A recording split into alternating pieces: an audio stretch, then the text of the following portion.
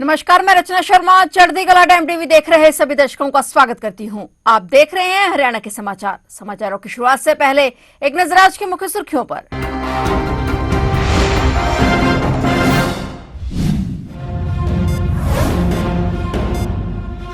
हरियाणा के उपभोक्ताओं को लग सकता है झटका, बिजली दरों में 15% बढ़ोतरी की तैयारी। हरियाणा बिजली वितरण निगम ने दिया वृद्धि का प्रस्ताव।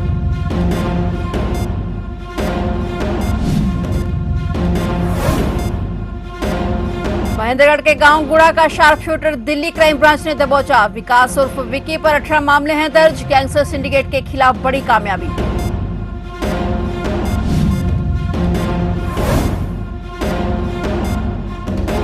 दिल्ली जयपुर हाईवे पर रेवाड़ी पुलिस की बड़ी कार्रवाई। मोहन हत्याकांड का मुख्य आरोपी एनकाउंटर के बाद दबोचा। 2 दिन के भीतर दूसरा बड़ा encounter.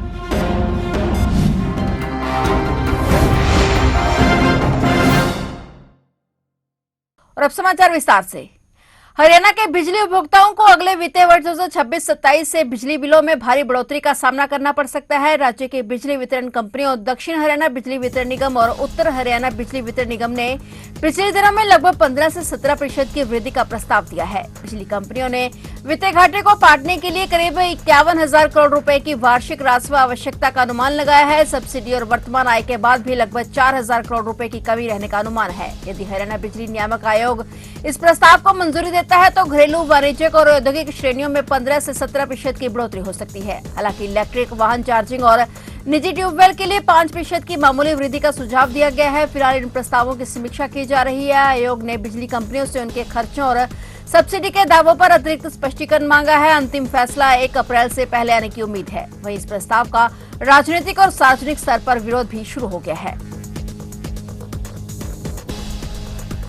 Gangster Lawrence Bishnoi, Rohit Godara और गोल्डी ब्राड गैंग के शार्प शूटर महेंद्रगढ़ जिले के गांव गुड़ा निवासी विकास उर्फ विकी को दिल्ली पुलिस की क्राइम ब्रांच ने सोमवार को धर दबोचा और दिल्ली एनसीआर में गैंगस्टर सिंडिकेट के खिलाफ इसे बड़ी कामयाबी माना जा रहा है। हरियाणा के महेंद्रगढ़ जिले के गांव गुड़ा का रहने वाला विकी लंबे समय से पुलिस को चकमा दे रहा था। पुलिस रिकॉर्ड के मुताबिक विकास उर्फ विकी पर दिल्ली, हरियाणा, राजस्थान और महाराष्ट्र में हत्या के प्रयास, लूट, अपहरण और रंगदारी जैसे 18 संगीन आपराधिक मामले दर्ज हैं। तकनीकी सर्विलांस और मुखबिरों से मिली सटीक सूचना के आधार पर पुलिस ने दिल्ली से सटे गाजियाबाद के लोनी इलाके में जाल बिछाया, जहां विकी अपनी पहचान छिपाकर रह रहा था। पुलिस टीम ने घेराबंदी कर उसे गिरफ्तार कर लिया।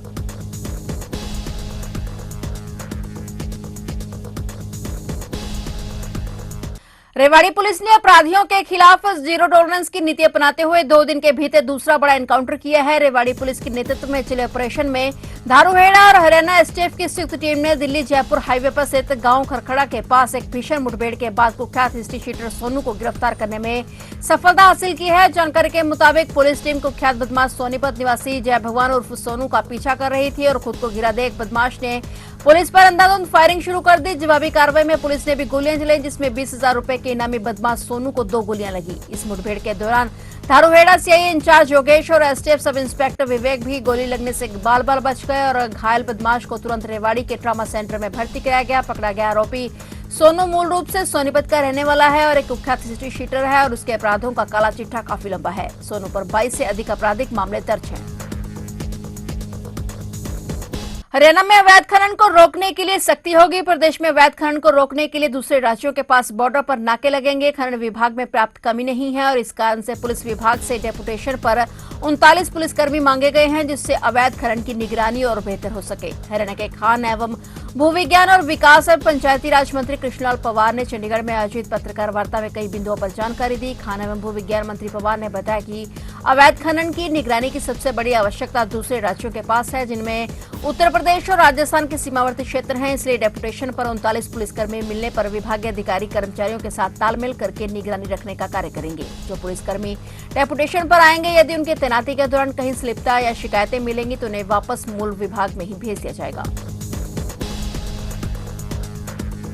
हरियाणा के हिसार जिले के नंदकला तहाला गांव में एक बड़ी बैंक चोरी की वारदात ने इलाके में हड़कंप मचा दिया है। चोरों ने बैंक को पीछे की दीवार को तोड़कर अंदर घुसकर कैश काउंटर से करीब 28 लाख रुपए की नकदी चुरा ली। चोरों ने पेशेवर तरीके से दीवार में सेंध लगाई और बिना किसी मुख्य द्वार या शटर को तोड़े अंदर प्रवेश किया। सूत्रों के मुताबिक चोर काफी समय से इस वारदात की प्लानिंग कर रहे थे और उन्होंने रात के अंधेरे का फायदा उठाकर यह काम अंजाम दिया। बैंक स्टाफ ने सुबह पहुंचकर जब तिजोरी और कैश काउंटर की जांच की तो उन्होंने हैरानी हुई कि नकदी गायब थी। तुरंत पुलिस को सूचना दी गई। मौके पर पहुंची पुलिस ने घटनास्थल का मुआयना किया और फोरेंसिक टीम को बुलाया गया। दीवार पर लगे छेद और आसपास के निशान से पता चल रहा है कि चोरों ने ट्रेसिंग टूल्स और अन्य उपकरणों का इस्तेमाल किया। पुलिस ने सीसीटीवी फुटेज की जांच शुरू कर दी है और आसपास के इलाकों में छापेमारी तेज कर दी गई है। अभी तक किसी भी गिरफ्तारी नहीं हुई है, लेकिन पुलिस का दावा है कि जल्दी सुराग हाथ लगेंगे। वहीं स्थानीय लोगों में दहशत का माहौल है और बैंक में सुरक्षा व्यवस्था को लेकर सवाल उठने लगे हैं।